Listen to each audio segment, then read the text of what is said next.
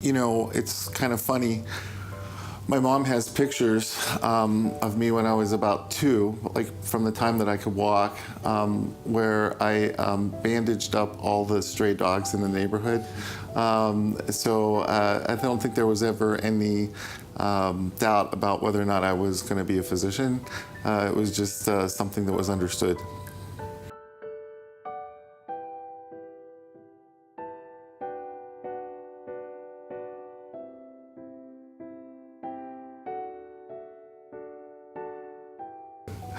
I was born in southwestern Pennsylvania, a small town, Uniontown, which was about 60 miles southwest of Pittsburgh. Very rural, very tiny. Only wanted to get out of that town. So I went to college at the University of Pittsburgh, went to medical school in Philadelphia, and did my first year of training in New York City. I didn't have the money to afford medical school, so I had a military scholarship. So I spent 4 years in the United States Navy before I went back and did my emergency medicine training. Pretty much my entire adolescence and early adulthood was all about getting into medical school, being in medical school, graduating from medical school, and actually becoming a doctor. The military experience was sort of a necessity because my father was a school teacher, didn't make very much money, and I did the very first year of medical school on my own, and at the end of that year I was about $150,000 in debt. And if you multiply that times 4, I just didn't think I could tolerate that much debt. When I finished my first year of postgraduate training, I had to go back into the military to do my quote-unquote payback time. That was actually very unexpectedly rewarding because I got the opportunity to practice medicine before I completed my training. So I actually got to take care of people without the help of an attending physician or someone else to go to for guidance. So I had to become responsible for patients' lives early on, and that's served me well up until this point.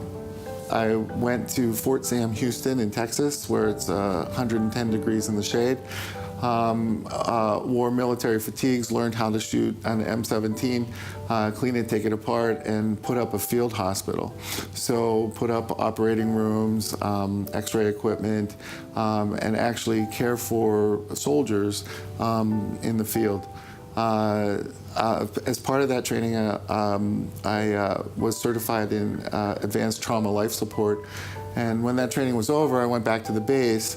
And they said, congratulations, you're now the emergency department attending physician, and your shift starts at 4 p.m.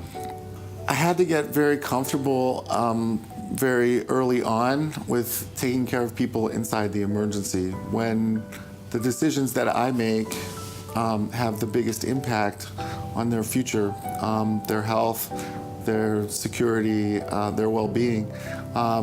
So I think that probably being in that position early on without a whole lot of experience sort of made me question every decision that I make, and really made me want to be the very best at what I do, because I'm the only thing that stands between that patient and death or disability. So the decisions that I make are extremely important, and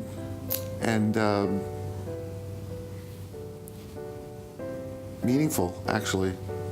So when I think back about those early experiences just right out of medical school and in the military, I think that had a profound effect on my decision to become an emergency medicine specialist.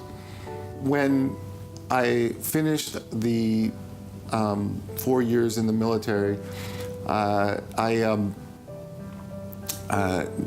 needed to do a specialty training in emergency medicine.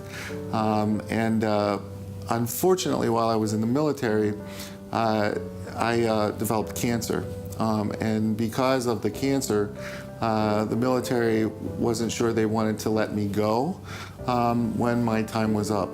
So when it came to time for my tour of duty to be up, they extended me indefinitely pending a medical board because I needed surveillance for the cancer and I wasn't fit for full duty, so I couldn't really be discharged from the military.